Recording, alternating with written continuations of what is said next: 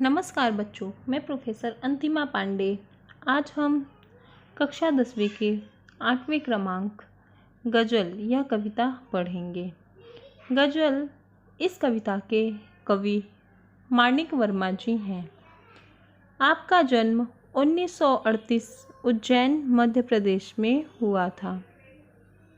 परिचय। हास्य व्यंग के सशक्त हस्ताक्षर माणिक वर्मा जी वाचिक परंपरा में प्रमुख स्थान रखते हैं। आपके व्यंग बड़े ही धारदार होते हैं। आपकी गज़लें बहुत ही प्रेरणादायी होती हैं। माणिक वर्मा जी ने जो भी गज़लें लिखा है वह पढ़ने से हमें बहुत ही अधिक प्रेरणा मिलती है। आपकी प्रमुख कृतियाँ जो है, गज़ल मेरी इबादत है, आखिरी पत्ता, ये जो है वो गज़ल संग्रह है, आदमी और बिजली का खंभा, महाभारत अभी जारी है, मुल्क के मालिक आवाज़ दो, आदि ये सब इनकी कृतियाँ हैं। पद्य संबंधी। प्रस्तुत गज़ल के अधिकांश शेरों में वर्मा जी ने हम सबको जीवन में निरंतर अच्छे कर्म करते हुए आगे बढ़ने के लिए प्रेरित किया है। गज़लकार ने संदेश देते हुए कहा है कि अपने रूप रंग से सुंदर दिखने के बजाय अपने कर्मों से सुंदर दिखना आवश्यक है। इस कविता के माध्यम से, इस गज़ल के माध्यम से माणिक वर्मा जी हमें ये संदेश दे रहे हैं कि हमें ऊपरी दिखावा, ऊपरी रंग रूप पर प्रभावित नहीं होना चाहिए, ना ही उस ऊपरी दिखावे से सुंदरता को दिखाना चाहिए, बल्कि हमें भीतर से अपने आप को दूसरे के प्रति समर्पित करना चाहिए और दूसरों की भलाई के लिए अपना सब कुछ न्यौछावर करना चाहिए। तो आगे हम यह कविता गज़ल या पढ़ना शुरू करेंगे। आपसे किसने कहा स्वर्णिम शिखर बनकर दिखो, शौक दिखने का है तो फिर नींव के अंदर दिखो। स्वर्णिम यानी स्वर्ण के जैसा, शिखर यानी पर्वत, शिखर यानी पर्वत की जो चोटियाँ होती है उसका ऊपर का जो एकदम पॉइंट होता है उसे शिखर कहते हैं। नींव यानी पाया, बेस, इंग्लिश में उसे बेस कहते हैं। तो कवि इस गज़ल के माध्यम से हमें संदेश देना चाहते हैं कि हमसे किसी ने ये नहीं कहा है कि हमें स्वर्णिम शिखर बनकर दिखना चाहिए, यानी हमें एकदम सुंदर अच्छा दिखना चाहिए। हमें उस तरह बनकर दिखना चाहिए जैसे कि नींव होता है, यानी जो बेस होता है। कोई भी अगर इमारत होती है तो वह दिखने में तो ऊपर से अच्छा लगता है, लेकिन वह इमारत जो होती है वह किस पे टिका हुआ होता है? बेस पर, यानी जो उसमें हम कोई भी इमारत बनाने से पहले उसमें जो पाया देते हैं तो उस पाए पर, वह नींव पर वह टिका होता है। अगर उसका जितना मजबूत नींव रहता है उतना ही वह बहुत सालों तक चलता है। इसीलिए हमें भी अपने ऊपरी सुंदरता को अच्छा नहीं बनाना चाहिए, हमें अपने नींव को अच्छा बनाना चाहिए। अगर हमारा नींव मजबूत रहेगा तो हमारे जो काम है हमें लोग उससे जानेंगे। यानी हमें कोई भी स्वर्णिम शिखर बनकर नहीं दिखना है, हमें एक नींव की तरह मजबूत बनना है और अपने कर्मों से सबको जानना है और सबको पहचानना है। हमारा कर्म ऐसा होना चाहिए कि हमें लोग हमारे कर्मों से जाने, न कि हमारे ऊपरी सुंदरता, हमारे रंग रूप से जाने। चल पड़ी तो गर्द बनकर आसमानों पर लिखो, और अगर बैठो कहीं तो मील का पत्थर दिखो। कवि कह रहे हैं कि गर्द यानी धूल होता है, मील यानी जो रास्ता होता है, और रास्ते के किनारे जो पत्थर लगा रहता है उसे मील का पत्थर कहा जाता है। कवि कह रहे हैं कि अगर हम कोई भी कार्य करें, कोई भी काम करें, इतना अच्छा हमें अपने काम को करना चाहिए कि उसकी प्रशंसा चारों तरफ होनी चाहिए। और अगर मान लो हम काम करते करते, अपने कार्य को करते करते कहीं थक जाएं और थक कर बैठ जाएं तो हमें उस समय भी अपने कार्य को इस तरह करना चाहिए कि जिस तरह से मील का पत्थर होता है। पत्थर वह दूसरे को रास्ता दिखाने का काम करता है, यानी उस मील के पत्थर से सबको गाइड मिलती है कि हमें क्या, हमारा जो हमें जहाँ जाना है वह किधर है, वो कितना किलोमीटर है, यह सब हमें पता चलता है। तो कवि भी यह कह रहे हैं कि अगर आप एक कुछ कर रहे हो तो उस काम से आपका प्रशंसा पूरा चारों तरफ हो जाना चाहिए। जिस तरह से अगर आंधी आती है और धूल चारों तरफ उड़ता है, यानी धरती से लेकर आकाश तक वह फैल जाता है उसे, और अगर वह एक जगह इकट्ठा होता है तो वह एक पत्थर का रूप ले लेता है और दूसरे को जो भी राही होते हैं, यानी जो भी राहगीर होते हैं रास्ते पर चलने वाले, उन्हें वह रास्ता दिखाने का काम करता है। तो उसी तरह हमें भी बनना चाहिए। अगर हमारा काम इस तरह का होना चाहिए कि हमारी प्रशंसा चारों तरफ हो जाए, और अगर हम कहीं अपने कार्य को करते करते थक जा रहे हैं और बैठ जा रहे हैं तो हमें एक मील के पत्थर के समान बनना चाहिए, यानी उस समय भी हमें दूसरों की सहायता करते रहना चाहिए। सिर्फ देखने के लिए दिखना कोई दिखना नहीं। आदमी हो तुम अगर तो आदमी बनकर दिखो। कवि कह रहे हैं कि हमें सिर्फ एक इंसान का शरीर मिला है तो हमें सिर्फ आदमी है हम ऐसा दिखने के लिए, सिर्फ कहने के लिए नहीं होना चाहिए।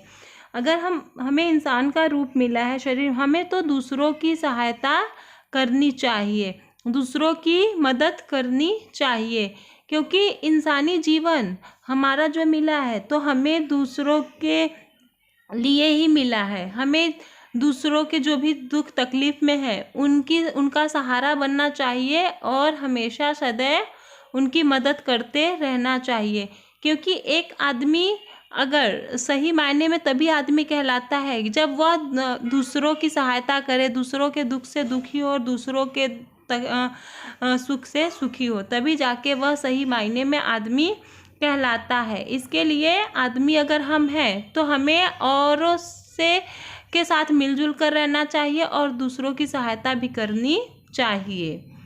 जिंदगी की शक्ल जिसमें टूट कर बिखरे नहीं, पत्थरों के शहर में वो आईना बनकर दिखो।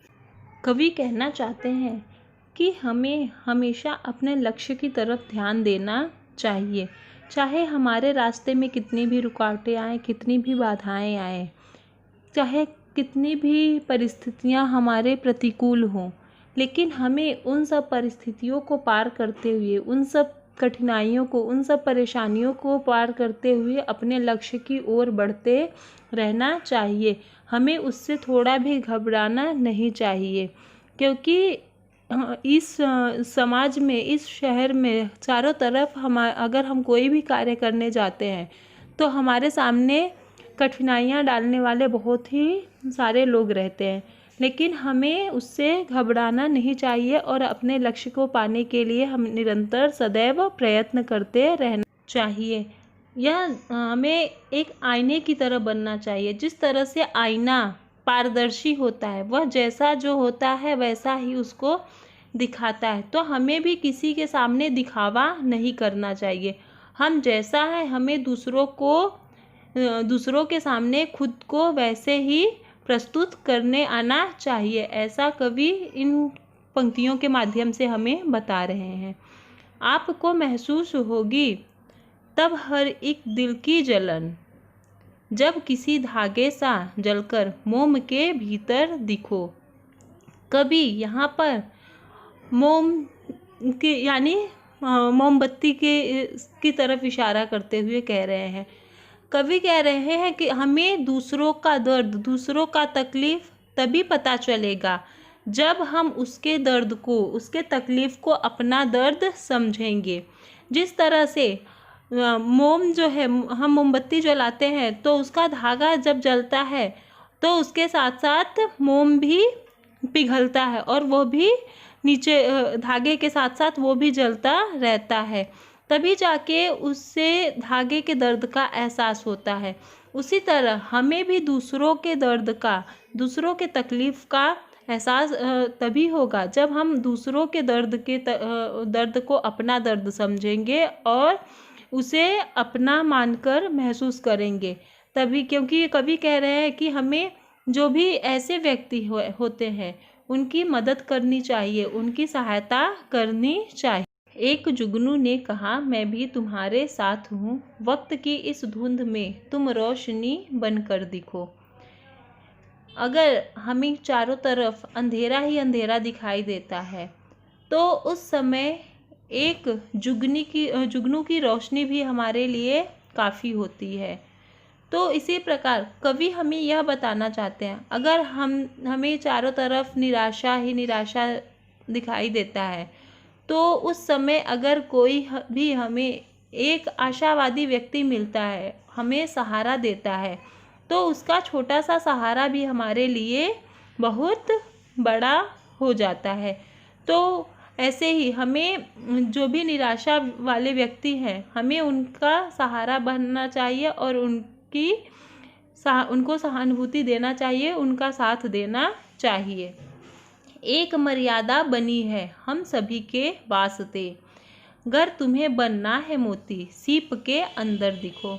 कवि कह रहे हैं हर एक व्यक्तियों के लिए कोई ना कोई मर्यादा सीमा बनी होती है, तो हमें उसी मर्यादा के अंदर रहकर कोई भी काम करना चाहिए। हमें उस मर्यादा को, उस सीमा को पार नहीं करना चाहिए, क्योंकि अगर हम उस सीमा को तोड़ते हैं तो इससे हमारा नाम नहीं होता है, इससे हमारा नाम और भी खराब होता है। जिस तरह से अगर मोती सीप के अंदर जब तक उसका समय होता है वह सीप के अंदर ही रहता है, अगर वह समय से पहले सीप से बाहर आ जाती है तो वह एक अच्छी मोती नहीं बन पाती है। उसी तरह हमें भी हर एक इंसान को, हर एक व्यक्ति को अपने सीमा में रहना चाहिए, अपनी मर्यादा में ही रहते हुए हर एक काम को करना चाहिए, तभी जाकर वह एक अच्छे नागरिक, अच्छे इंसान बन पाएंगे। डर जाए फूल बनने से कोई नाजुक कली, तुम ना खिलते फूल पर, तितली के टूटे पर दिखो। कवि कह रहे हैं कि अगर कोई भी कली जो होती है वह फूल बनने से डर जाती है, यानी अगर हम कोई भी काम करने से पहले ही उससे हार मान लेते हैं और उससे डर जाते हैं, तो हमें ऐसा निराशावादी नहीं होना चाहिए, हमें आशावादी होना चाहिए। क्योंकि अगर हम कोई काम करेंगे नहीं और उस काम को करने से पहले ही डर जाएंगे तो हमें कभी भी सफलता नहीं मिलेगी। जिस तरह से अगर कोई भी एक कली होती है वह फूल बनने से पहले ही डर जाती है कि अगर मैं फूल बन जाऊंगी, हमारे ऊपर तितली और भौरे आकर मंडराने लगेंगे और हम पर वो बैठेंगे, तो इससे हमें ऐसे लोगों से दूर नहीं भागना चाहिए, बल्कि ऐसे लोगों को हमें सहानुभूति देनी चाहिए, उनका साथ देना चाहिए कि तुम ऐसे मत डरो।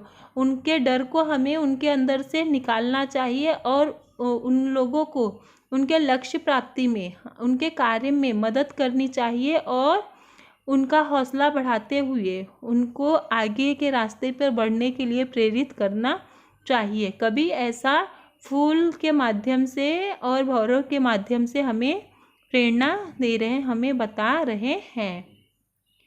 कोई ऐसी शक्ल तो मुझको दिखे इस भीड़ में, मैं जिसे देखूं उसी में तुम मुझे अक्सर दिखो। कवि कह रहे हैं कि हमें ऐसा कोई कार्य करना चाहिए कि जैसे चारों तरफ हमारा नाम हो और हर एक जगह हमारी पहचान हो, तो जहाँ भी हम दिखें हमें उस भीड़ में उसी शक्ल को दिखना चाहिए, वही शक्ल हमें दिखाई देनी चाहिए। शक्ल यानी चेहरा। तो कवि कह रहे हैं कि अगर हमारा काम अच्छा होगा तो हमारी पहचान चारों तरफ बढ़ेगी और हमारी प्रशंसा होगी।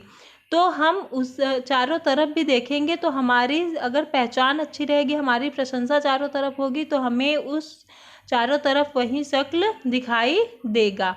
तो हमें जो भी है अच्छा कर्म करते रहना चाहिए और दूसरों की मदद करनी चाहिए। तभी हम कहीं पे भी जाएंगे हमारा चारों तरफ प्रशंसा होगा, तारीफ होगी और हमें लोग हमारे नाम से जानेंगे। और हम जहाँ भी दिखेंगे, अगर हम अच्छा कर्म करेंगे तो भीड़ में भी हमें लोग दूर से ही पहचान लेंगे। तो बच्चों, इस कविता के माध्यम से हमें कवि ने यह संदेश दिया, यह प्रेरणा दी है कि हमें अपने रंग रूप, बाहरी दिखावा, बाहरी सुंदरता के बजाय हमें आंतरिक सुंदरता को अच्छा रखना चाहिए। यानी हमारे दिल के, हमारा जो दिल है वो दूसरों के प्रति, हमारे मन में दूसरों के प्रति अच्छी भावनाएं, अच्छे विचार होने चाहिए। तभी जाके लोग हमें ऊपर से और अंदर से ही हमारी इज्जत करेंगे और हमारे साथ अच्छा व्यवहार करेंगे। तो यह गज़ल कविता जो थी यह समाप्त हुई। अब हम दूसरे वीडियो में मिलेंगे। धन्यवाद बच्चों।